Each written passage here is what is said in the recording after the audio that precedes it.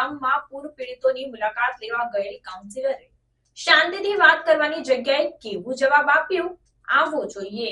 ગત 26 ઓગસ્ટે 12 ઇંચ વરસાદ ખાબક્યા બાદ વડોદરામાં 3 દિવસ સુધી પૂરથી ભારે તારાજી સર્જાઈ હતી। ઘરોમાં પાણી ઘૂસી જતા શહેરીજનોને ભારે નુકસાન સાથે મગરો વચ્ચે દિવસો પસાર કરવા પડ્યા હતા, જેના કારણે છેલ્લા 4-5 દિવસથી શિક્ષણ મંત્રી કુબેરભાઈ ડિંડોરથી લઈને ગૃહ રાજ્યમંત્રી હર્ષ સંઘવી, ધારાસભ્ય મનીષા વકીલની સાથે સાથે સ્થાનિક કોર્પોરેટરો સામે ભારે રોષ જોવા મળી રહ્યો છે।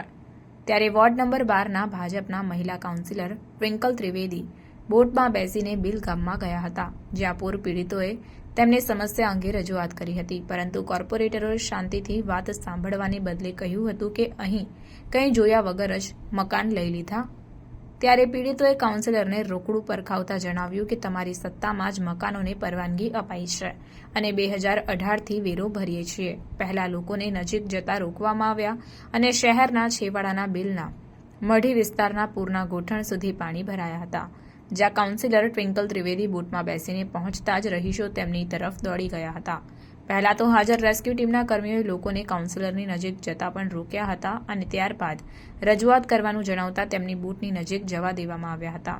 અહીં સ્થાનિકોએ તડાફડી બોલાવી હતી। કમ્પ્લેન્ટ કરે છે અને ત્યારે જવાબ શું આપે છે ખબર છે? ભાઈ તમે મારી વાત સાંભળો, ગુજરાતીમાં જ બોલું છું।